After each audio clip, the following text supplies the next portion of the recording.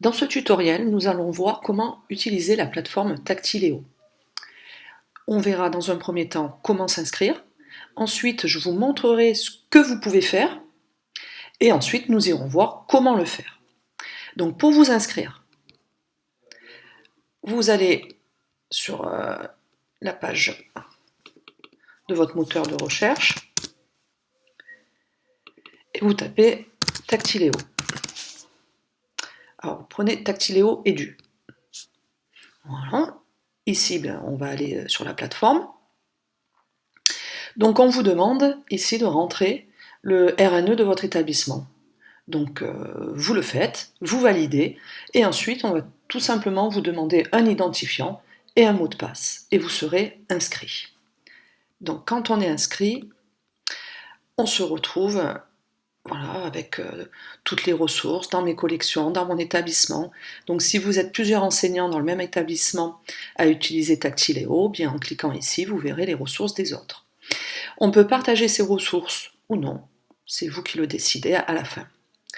Donc là, on voit ce qu'on appelle des modules. Donc c'est ce que j'ai créé pour mes élèves. Donc on va en ouvrir un, alors par exemple celui-ci, afin que vous puissiez vous rendre compte de ce qu'il en est. Qu'est-ce que je peux faire avec? Donc vous aviez vu qu'on avait construit des capsules vidéo avec Adobe Spark. Donc vous pouvez les intégrer par la suite dans Tactiléo. Donc ici, l'élève, on voit qu'on a intégré une vidéo, donc il clique et la vidéo va se mettre en marche, tout simplement. Le contre-amorti. Donc là, c'était fait avec Tactiléo, la vidéo que j'ai mise.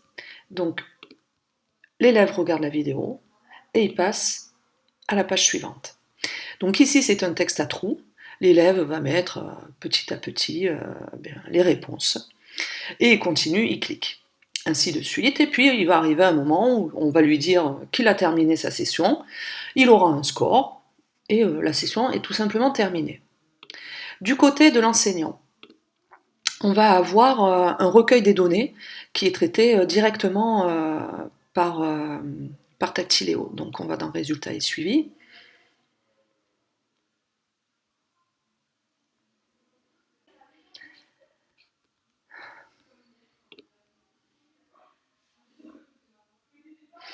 Voilà. Donc là, on voit les résultats. Par exemple, Maë, donc elle a bien regardé toutes les vidéos. Ici, elle a fait juste. Ici, elle a fait juste. Elle y a passé 14 minutes. Mathis, bien là, il a regardé les vidéos et ici, il a dû s'arrêter. Et ainsi de suite. Donc là, je peux voir que là, c'est faux ici. Enfin bref, j'ai les réponses de mes élèves avant le cours. Donc ensuite, je sais déjà qui est plus ou moins en difficulté, par exemple, si je veux l'utiliser dans ce cadre-là. Donc voilà ce qui est du côté rendu. Donc maintenant, nous allons créer un module.